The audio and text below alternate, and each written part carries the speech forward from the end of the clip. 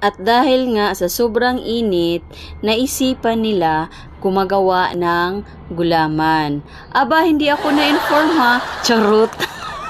At ito na nga ang mga ingredients. At dito na ibubuhos ni Mian ang kanyang pagmamahal. Iisa-isang Tupperware, binubuhusan niya ng kanyang pagmamahal.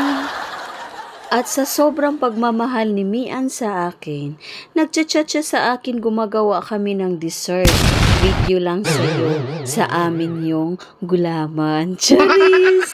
At habang iniisa-isa niya pagbubuhos yung pagmamahal niya, ang pinakamalaki, yung last na buhos, ay sa mahal niya. Charot! At maraming pong salamat po sa nanonood sa aking mga video at walang sawang sumusuporta sa akin. Please don't skip my ads. Thank you for watching everyone. Bye-bye!